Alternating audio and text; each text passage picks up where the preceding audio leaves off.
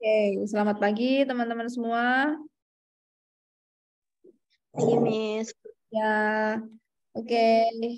Hari ini kita mereview ya untuk hasil dari submit proposal penelitian teman-teman yang sudah dikumpulkan.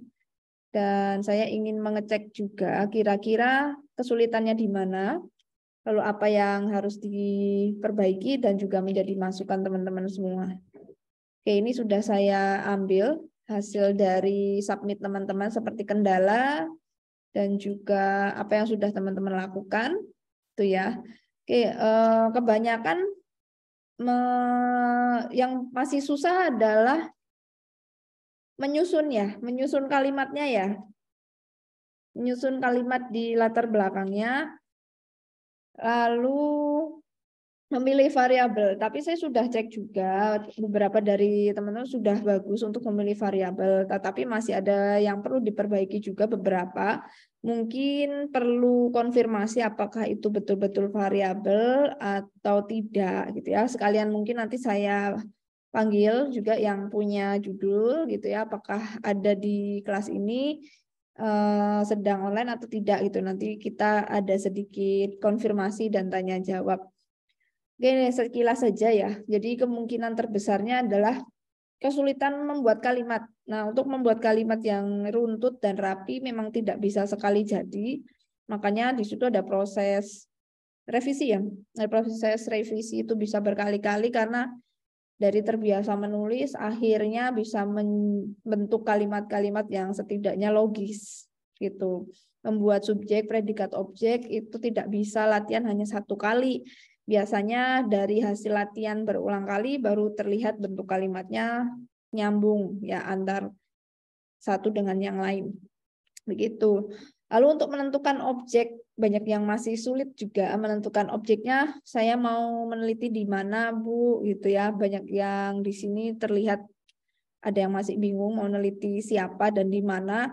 Nah, itu kembali ke kemampuan teman-teman. Kira-kira kalau memang kesulitan ya bisa di sekolahan atau bisa juga di universitas. Jadi yang diteliti nanti kalau di sekolah ya siswanya atau gurunya. Tapi kalau untuk D4 tidak bisa meneliti kependidikan, kalau mau di sekolah berarti ya kinerja atau juga kreativitas siswanya gitu ya.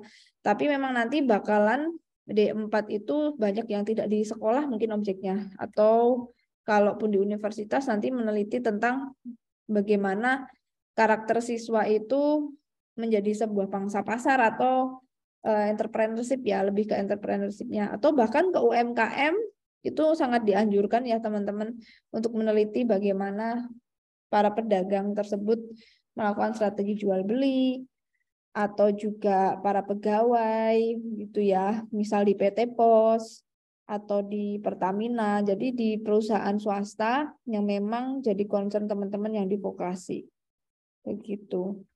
Coba saya mau cek kembali untuk hasil yang sudah disubmit. Ini di stop share dulu.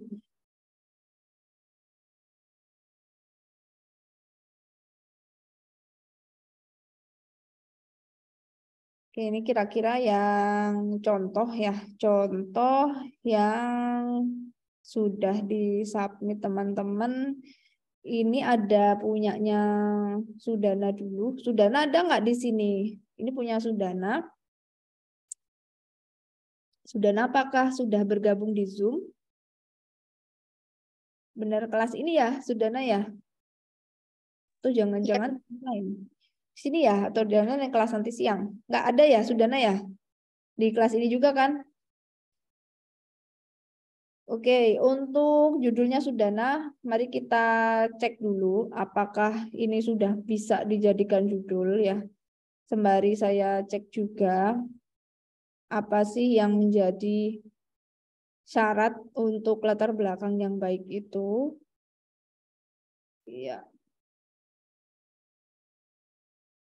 Oke, mungkin dah bisa terlihat ya untuk latar belakang dari yang harus dibuat apa saja gitu ya. Oke, ini kurang lebih teman-teman untuk membuat bab 1 atau pendahuluan itu mungkin kurang lebih sekitar bisa 4 alinea, bisa 5 atau bahkan bisa 6. Tapi maksimal sih nggak lebih dari 8 alinea ya, gitu ya. Rata-rata sih 6 paragraf yang ada di bab 1, teman-teman. Nah, paragraf pertama itu tentang apa? Nah, paragraf pertama itu menjelaskan tentang variabel yang Y-nya, atau misal tadi judulnya punya Sudana ya, yaitu pengaruh celebrity endorsement gitu ya. Bukan endorse tapi celebrity endorsement yang ada di sosmed ya, celebrity endorsement di sosial media terhadap perilaku pembelian yang berlebihan ya, impulse buying di generasi milenial. Jadi nanti yang dilakukan Sudana ini menyebar angket ke respondennya adalah mahasiswa yang ingin melihat perilaku pembelian yang dilakukan oleh mahasiswa tersebut berdasarkan pengaruh dari celebrity endorsement atau ambasador artis ya terhadap produk tersebut. Berarti X-nya kan celebrity endorsement dan Y-nya adalah impulse buying, perilaku pembelian. Nah, yang harus dilakukan ketika judul ini sebagai yang sudah teman-teman pilih, di alinea pertama atau paragraf pertama pendahuluan, itu teman-teman menjelaskan tentang Y-nya dahulu ya, menjelaskan tentang perilaku impulse buying dulu, begitu. Nanti di paragraf 1 ini, teman-teman harus menjelaskan tentang apa itu impulse buying ya. Mengapa impulse buying itu penting gitu. Nah, di sini mungkin ada contoh ya, pentingnya variabel penelitian. Ini lebih fokusnya penelitian yang variabel Y-nya, teman-teman ya, yang Y-nya.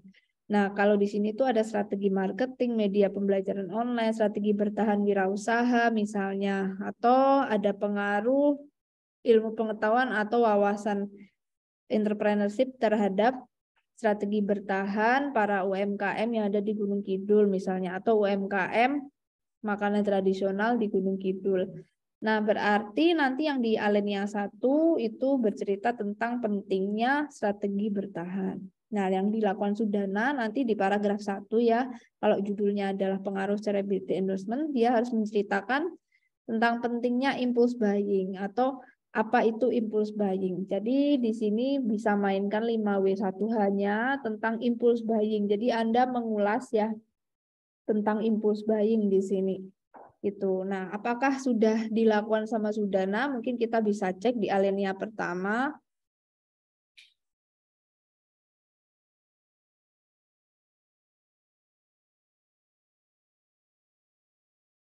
Oke, sudah tertampil di alinea pertama Sudana. Apakah sudah bercerita tentang apa itu impulse buying? Oke, ternyata belum. Nah, artinya ini bisa jadi revisi lagi nanti ketika diberikan kepada dosen pembimbing. Ya, di era perkembangan teknologi sekarang, masyarakat banyak sudah memanfaatkan teknologi sehari-hari titik. Nah, itu belum ada kaitannya dengan impulse buying. Mungkin dia mau kasih sebuah introduction atau pengenalan bahwa dunia sekarang itu ada kaitannya dengan hal yang modern dan teknologi. Tapi apa kaitannya hal yang modern dan teknologi tersebut dengan keinginan membeli yang masif? Nah, itu sudah harus tergambarkan di alinea pertama. Ya, artinya ini kalau diberikan ke pembimbing pasti revisi begitu ya. Yang namanya juga baru pertama belajar pasti masih perlu ada perbaikan. Lalu kita lihat ya di alinea kedua apakah sudah bercerita tentang impulse buying atau apa itu pembelian, perilaku pembelian yang berlebihan. Nah, ini belum muncul juga di alinea kedua. Masih membahas tentang UI atau UI ya, atau apa nih? UI ini aku malah mikirnya UI UX ya. Developer internet di Indonesia atau mungkin Indonesia. UI ini maksudnya apa? Nah, otomatis di sini belum ada yang berkaitan dengan perilaku dari mahasiswa tersebut gitu atau generasi milenial. Terus di alinea 2 juga masih kemajuan teknologi. Jadi alinea 3 ya. Bahkan yang alinea 3 ini tidak boleh dibuat seperti ini teman-teman. Jadi yang namanya paragraf itu harus ada induk kalimat ya, dan juga anak-anak kalimat. Ya, alinea 1 2 itu sudah benar. Artinya ini induk kalimat gitu ya. Yang UI pelopor pengguna internet. Lalu harus bercerita apa kaitannya ditandai dengan UINet dan UUNet ini dengan induk kalimat ini. Jadi anak kalimat penjelas itu harus ada kaitannya dengan kalimat pertama di paragraf. Nah, yang paragraf ketiga ini bukan sebuah paragraf yang baik dan benar karena induk dan anaknya dia berdiri sendiri sebagai induk ya. Nah, artinya tidak boleh muncul paragraf seperti ini. Dia mau bercerita apa sih di alinea 3? Nah, itu kesalahan pertama. Lalu yang harus diperbaiki kedua, ini mengutip dari Sari Handoko dan Rohim 2018. Kalau mengutip itu tidak boleh seperti ini di paragraf 1. Hanya diperbolehkan mengutip itu berupa data dan juga fakta di mana itu merupakan hasil penelitian. Mungkin saja Sari Handoko dan Rohim bercerita data tentang dengan adanya teknologi, banyak anak-anak generasi milenial di kota besar hampir 60% itu membeli barang yang bukan mereka butuhkan. Hasil survei dari Sari Handoko dan Rohim itu malah boleh. Tuh ya, artinya nanti bisa membuat paragraf terkait dengan impulse buying malahan itu malah diperbolehkan. Itu ya. Jadi yang boleh dikutip dari hasil penelitian itu merupakan bentuk data dan fakta yang bisa kita buat kalimat yang untuk memperkuat kita punya argumen nantinya untuk data kita di paragraf 1. Artinya ini untuk bab satunya masih perlu dirombak gitu ya.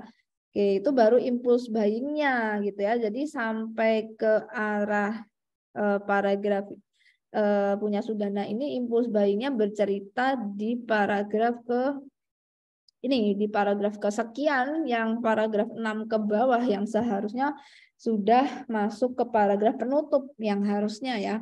Nah, ini pembelian bukan memenuhi kebutuhan. Nah, ini dari Anggraini Santoso itu bukan hasil penelitian melainkan argumen dari Anggraini. Nah, untuk argumen dan pendapat yang berupa definisi itu tidak boleh jadi sebuah paragraf yang nanti masuk ke bab 1, teman-teman. Yang boleh masuk bab 1 itu dari kutipan tetapi hanya hasil penelitian bukan definisi. Kalau definisi tidak boleh di bab 1. Ya, definisi pemakaian barang yang berlebihan disebut apa itu nanti masuk di landasan teori yang disebut dengan definisi. Nanti kan ada di bab 2 ya. Di bab 2 landasan teori itu boleh. Itu termasuk ini punya Fitriani Widodo. Mungkin yang teman-teman lihat itu jurnal.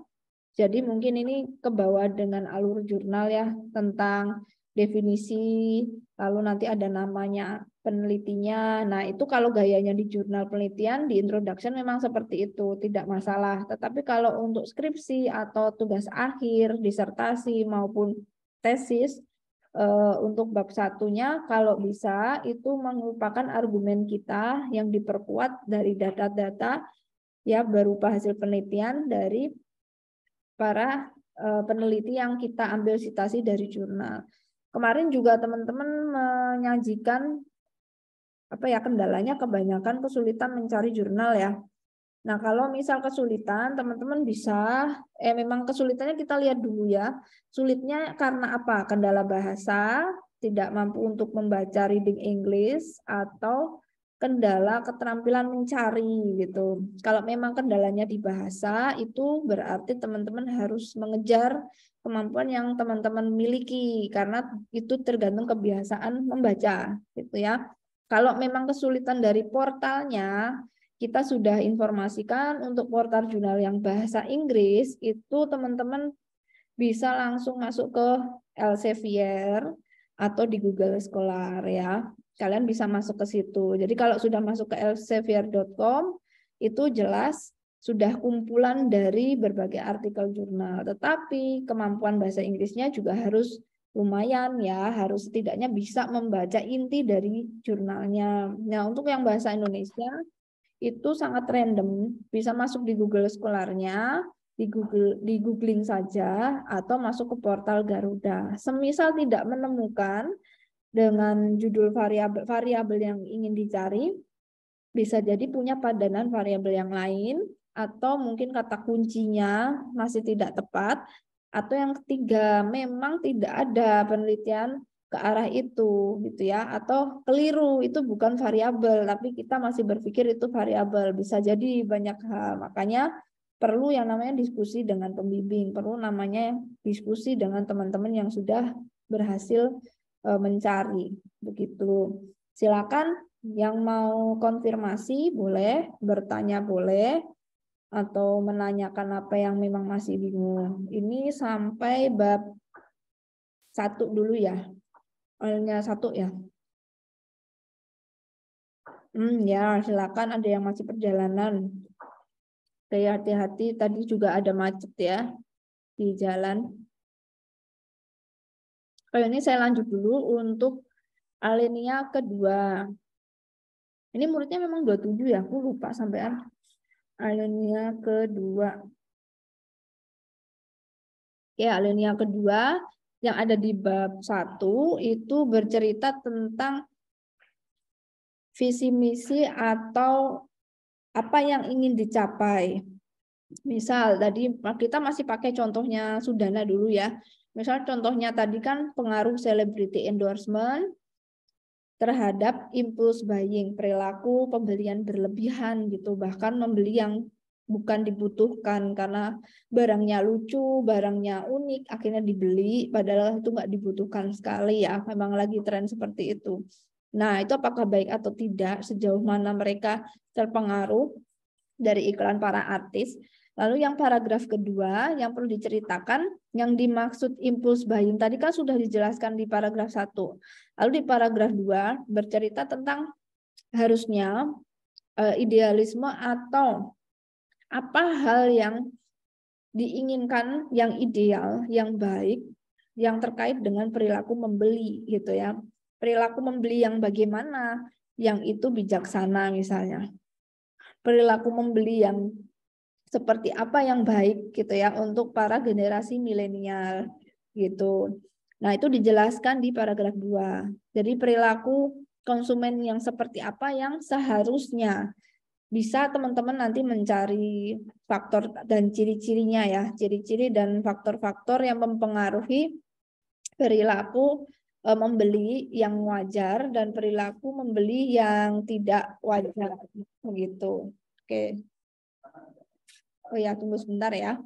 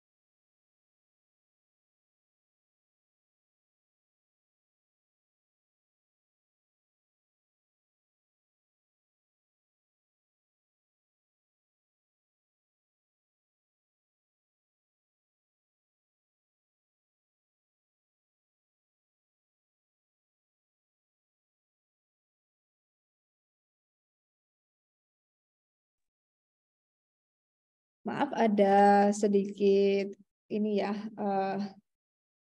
break dulu. Oke, tadi sampai mana teman-teman? Yang paragraf 2 ya. Bagaimana menjelaskan idealisme atau goal setting atau sasaran dari perilaku membeli yang baik itu yang seperti apa? Ya, ciri-cirinya yang bagaimana. Lalu nanti kita bisa ceritakan juga contohnya di paragraf 3 teman-teman. Nah, perilaku yang membeli yang baik atau yang sesuai dengan apa yang diharapkan dari para mungkin di nilai-nilai mereka punya kemampuan daya beli gitu dan juga kebutuhan, berarti kan harus mengikuti aturan yang mereka sudah tetapkan karena mungkin pendapatannya sebulan hanya sekian, jadi yang dibutuhkan mungkin hanya untuk kebutuhan sehari-hari saja. Jadi untuk yang kebutuhan di luar itu tidak wajib, misalnya untuk menonton film atau membeli makanan. Kalau ingin makan di luar mungkin seminggu sekali atau 2 minggu sekali. Nah, seperti itu. Jadi berikan contohnya untuk yang perilaku membeli yang baik dan bijaksana. Lalu di alinea keempat gitu ya, dari bab 1 atau dari introduction itu baru kita bercerita tentang impulse buying tersebut atau perilaku membeli yang berlebihan. Itu yang seperti apa sih ciri-cirinya? Misalnya 1, tidak sesuai dengan kemampuan, tetapi dia malah berhutang gitu ya atau pinjam dengan temannya gitu untuk membeli barang yang sifatnya konsumtif bukan untuk modal begitu. Lalu yang kedua, membeli tidak sesuai dengan perencanaan yang sudah mereka anggarkan, yang seharusnya sebulan itu untuk jatah nonton, misalnya ingin bersenang-senang ya, kalau teman-teman semua punya jatah dari orang tua gitu kan, misal ingin untuk membeli tas, baju, itu biasanya sebulan hanya sekali, tetapi tidak sesuai rencana, artinya mungkin bisa masuk kategori impulse buying, itu indikator kedua. Jadi ciri-cirinya dijelaskan di paragraf keempat tentang faktor Y-nya, faktor yang apa tadi yang impulse buying. Lalu yang alinea 5 atau paragraf 5 baru berikan contoh gitu ya, contoh-contoh tentang bagaimana praktek-praktek impulse buying yang banyak dilakukan generasi-generasi milenial sekarang ini begitu. Bisa melihat di artikel berita, bisa melihat di juga artikel-artikel yang ada di ini ya, di koran, sosial media yang teman-teman lihat gitu. Nah, ini harus berdasarkan sumber-sumber yang valid, harus berdasarkan sumber yang kredibel dan bisa dipercaya. Di sini misalnya dicontohkan harus ada sitasi atau sumber dalam kurung nanti ya, misalnya tadi kan ada Handoko 2018 dan sebagainya. Nah, di sini yang dalam kurung itu adalah artikel dari website, misal ngambil dari website, itu bisa CNN, bisa BBC, bisa Kompas, dan sebagainya. Gitu.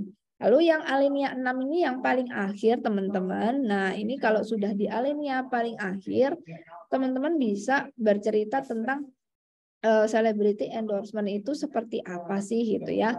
Nah, celebrity endorsement itu apa? Jadi di sini dijelaskan dulu. Oke, celebrity endorsement itu definisinya secara umum bagaimana, lalu apakah ada hubungannya dengan pembelian gitu. Sejauh apa hubungan antara artis-artis yang mengiklankan produk ini dengan bagaimana caranya para artis ini mempengaruhi para generasi yang ingin membeli barang gitu ya. Nah, bisa aja di sini alinea ke-6 ini kita mempertegas karena adanya artis yang merupakan idola para remaja ini bisa jadi yang menjadi salah satu faktor untuk melakukan pembelian yang berlebihan, sehingga ini perlu lagi pengkajian yang mendalam kenapa hal ini bisa terjadi, sehingga judul ini diajukan sebagai yang ingin difokuskan untuk penelitian saya, misalnya penelitian kami. Nah, seperti itu teman-teman kalau ingin membuat yang introduction gitu ya. Gimana, ada yang ingin ditanyakan? Kurang lebih seperti itu yang di introduction-nya. Nah, lalu untuk di Bu, izin bertanya. Oke, silakan. Boleh. Siapa ya? Untuk saya, Bu, Vio. Oke, gimana Vio? Untuk yang latar belakang itu apakah harus 6 paragraf? Iya, Bu. Soalnya kan Oke. kemarin katanya Hmm. nggak usah banyak-banyak latar belakangnya gitu. Oh ya, oke oke oke. Ya ya. Sebenarnya Restu atau Vio ya bebas saja asalkan faktor yang memang harus ada di alinea ini terpenuhi semua. Kayak punyanya Vio kurang lebih apa ya judulnya? Coba saya langsung cek saja. punyanya Vio. Oh ya, ini teman-teman mungkin saya hanya bisa sampai jam 9 ya. Lalu nanti kita coba lagi untuk melanjutkan bab 2 dulu gitu ya. Sambil melihat contoh yang sudah saya berikan, contoh skripsi yang sudah ada. Sambil saya cek dulu punya Vio ya. Punya Vio. Permisi Bunda, Ya, gimana? pemaparan yang dari Bunda tadi itu boleh kita tolong untuk dikirim di grup nggak Bu? Oh ya, nanti saya share yang barusan saya informasikan ya, yang alinea 1-2 ya. Ya, terima kasih Bu. Oke. Punyanya Vio. Tentang apa ya? Saya malah lupa kalau Vio nih. Kita bisa langsung lihat contohnya saja. Oh ya, nih ada.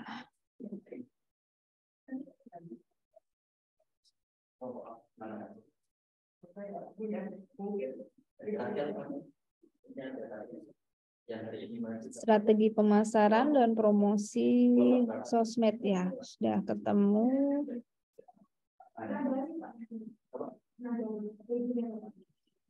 Ini ya punya Vio ya. Pengaruh strategi pemasaran. Oke, berarti menggunakan kuantitatif. Oh ya, ada yang bingung ya, Bu, saya metodenya kuanti atau kualitatif. Secara umum kalau ingin melihat permukaan saja atau ingin melihat pengaruhnya sebesar apa dan sejauh mana kontribusi antar variabel, biasanya cukup di kuantitatif. Tetapi kalau ingin mengulas lebih dalam, itu bisa menggunakan kualitatif. Jadi sesuaikan kemampuan dan kebutuhan dari teman-teman. Oke, untuk punya Vio, misal judulnya strategi pemasaran dan promosi sosial media. Oke, dalam meningkatkan daya saing ya. Ini aparel ya, Erigu. Ya, punya Vio ada berapa alinea ini?